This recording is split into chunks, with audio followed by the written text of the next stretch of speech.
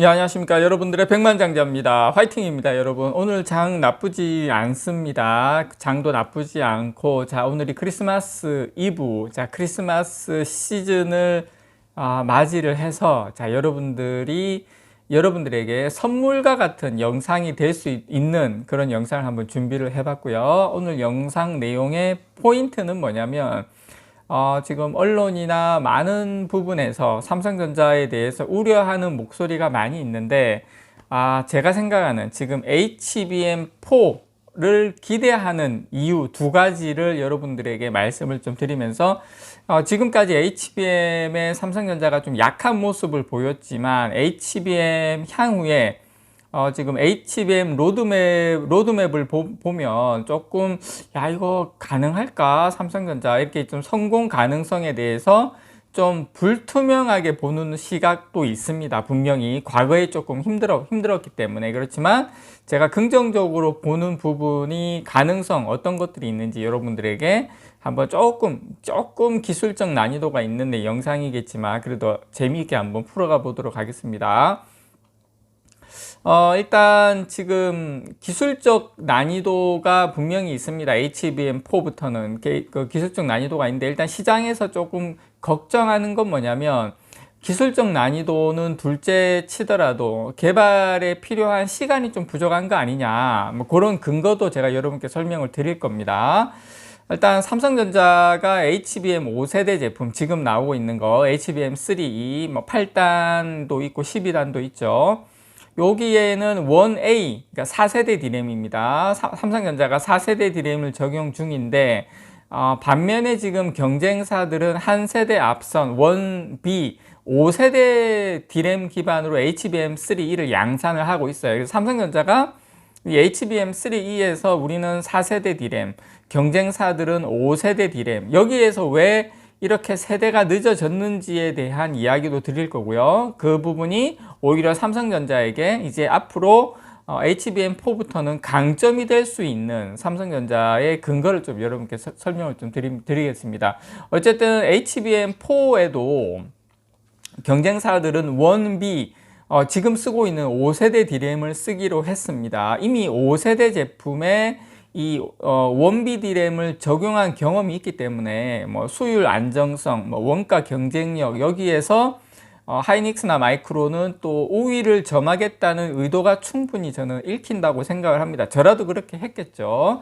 근데 삼성전자의 HBM4 로드맵이 지나치게 공격적이다라는 평가가 나오는 이유가 또 여기 있어요. 삼성전자는 6세대 경쟁사 대비 1A에서 바로 1C로 넘어간다. 자, 이것 때문에 약간 많은 분들이 회의적으로 보는 시각도 없지 않아 있습니다. 제가 이 부분이 왜 삼성전자가 충분한 역량을 가지면서 경쟁사를 이제 압도할 수 있는 강한 키다라는 걸 여러분께 설명을 좀 드리도록 하겠습니다.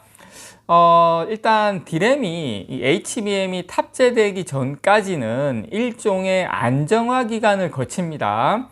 양산된 D램을 이 PC하고 모바일, 이 고성능 서버에 차례로 놓고 순서는 보통 이제 PC나 모바일 쪽, 그 다음에 서버 이렇게 들어갑니다. 이게 돌려보면서 뭐 4세대 D램이든 5세대 D램이든 그냥 성능하고 안정성을 살펴요. 그 다음에 그렇게 충분한 검증을 거치고 난 다음에 HBM에 탑재를 합니다. 왜냐하면 그 기간이 적게는 한 1년에서 많게는 한 1년 6개월 정도 소요가 됩니다. 왜냐하면 왜 HBM에 바로 안 들어가고 뭐 PC나 모바일 그 다음에 서버 쪽에 합니까? 왜냐하면 이게 HBM 같은 경우에 D램을 여러 겹 쌓아 올리는 구조의 좀 특성상, HBM 특성상 불량률이 높아질 수밖에 없다 보니까 이 코어 D램의 안정성을 높이는 데는 많은 시간이 좀 할애를 합니다. 그래서 보통 D램의 수율이 한 80에서 90% 나온다고 쳤을 때, 4세대 D램이든 5세대 D램이든 1A든 1B든,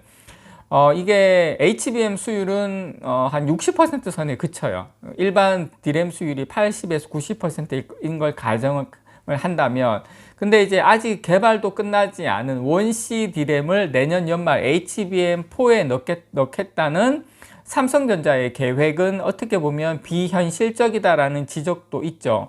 근데 요거는 삼성전자가 제일 잘 안다고 생각을 합니다. 그러니까 삼성과 같은 글로벌 기업이 이 부분을 모르고 하겠나? 예, 어떤 믿는 구석이 분명히 있겠죠. 그 믿는 구석을 여러분께 말씀을 좀 드릴게요. 어떻게 보면 제가 믿는 구석이기도 한데, 일단 지금 삼성전자가 던질 수 있는 지금 그런 승부수를 던질 수 있는 건 뭐냐면 EUV에 대한 임상 경험, 삼성전자가 가졌던, 그리고 자체 파운드리 역량, 어쨌든 간에 지금 삼성전자 지금 4나노까지의 파운드리 수율과 역량이 이제 현재 나와 있는 시점이거든요. 글로벌 넘버 2입니다. 어쨌든 간에 지금 EUV는 어떻게 보면, 근데 이제 과거를 되돌아보면 삼성전자에게는 상당히 아픈 손가락입니다. 삼성은 가장 먼저 EUV를 도입을 했어요. 7나노, TSMC보다 먼저 도입을 했습니다. ASML 장비를 받아서 마루타 역할을 했는데 결국에는 이제 경쟁사에 밀렸지만,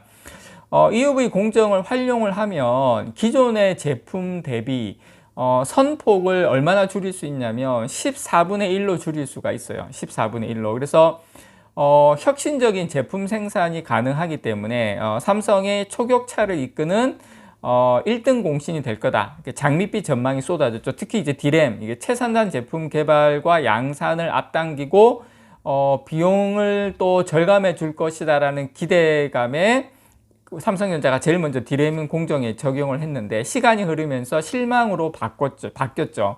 EUV를 적용을 한 다음에 오히려 지금 D램 같은 경우에 경쟁사의 추월을 허용하는 역설적 상황이 벌어졌기 때문입니다. 그래서 많은 분들이 삼성이 못해서 D램 이 경쟁사에 늦어졌다고 생각하는데, 그게 아니라 삼성이 먼저 좀 두드려 맞았다, 마루타 역할을 했다, EUV 공정으로 들어가면서. 근데 이제 이게 물론 이제 원인은 시간이에요, 원인은. 그래서 이 EUV를 반도체 제조 공정에 적용을 하려면 매우 숙련된 전문 인력이 필요합니다. 그래서 기술 난이도가 상당히 높고, 그리고 적용 방식이 까다로워서 이 공정을 안정화하는데 상당한 시간이 소요가 돼요. 그러다 보니까 경쟁사 대비 우리가 좀 늦어지게 보이는 거지, 사실상 우리가 먼저 어떻게 보면 빨리 간 경우라고도 볼 수 있다, EUV이기 때문에. 그래서 삼성은 원A D램 개발 및 양산 과정에서 예기치 않은 시련을 먼저 겪었습니다. 그래서 경쟁사가 삼성보다 먼저 개발 성공 소식을 알린 것도 이때가 사실상 처음이에요. 그래서 삼성이 D램 제조에 EUV를 본격 적용한 시기와 맞물립니다, 원A D램에서. 그래서 요것 때문에 늦었다, 저는 그렇게 봐요. 그런데 이제 진짜 이제부터는 좀 상황이 다르죠. 왜냐하면 이유가 이제 시간 때문인데, 자, EUV 조기 도입이 되래 삼성전자에게 과거에 D램에서는 악재로 작용한 건 확실해요. 작용했는데, 이 공정이 안정화되지 않은 상태에서 무리하게 EUV를 사용하다 보니까 수율이 상당히 크게 떨어지는 원인이 가장 핵심이죠.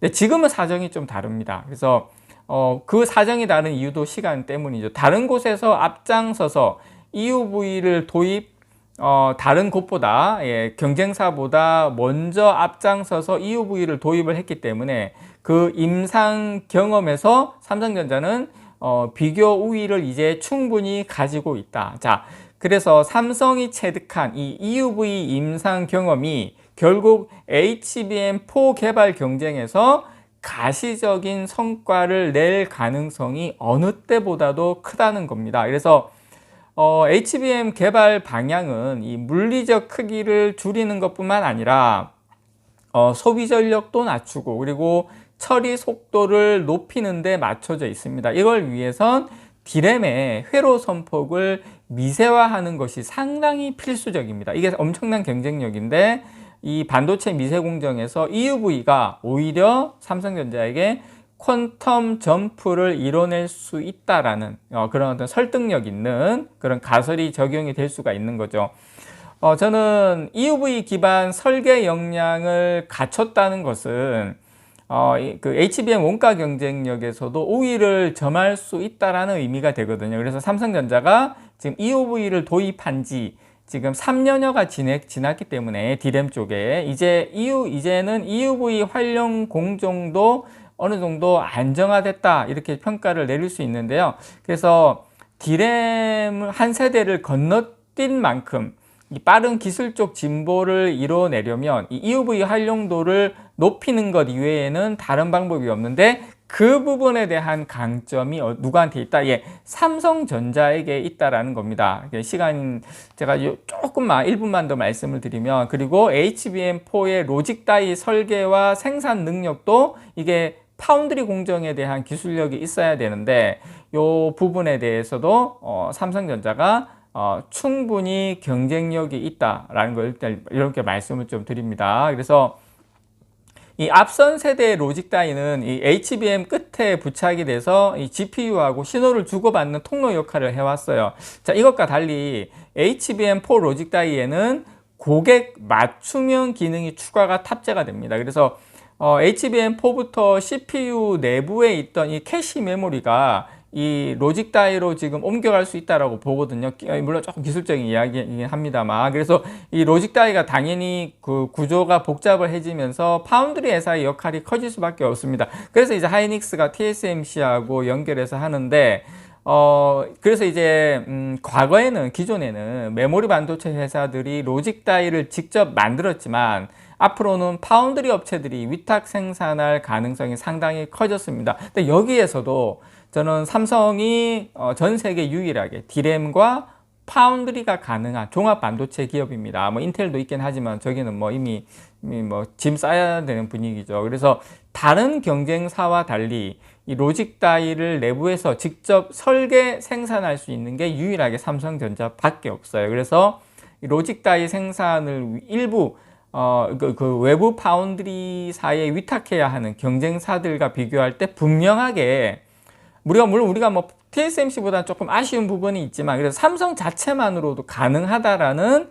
이 유리한 경쟁력은 있다라는 거 여러분께 말씀을 좀 드리고 싶고, 어쨌든 요 D램, 원C D램에 대한 경쟁력 또한 앞으로 삼성전자가 월등하게 높아질 수도 있다라는 거 여러분들께 말씀을 드립니다. 이상 여러분들의 백만장자였습니다.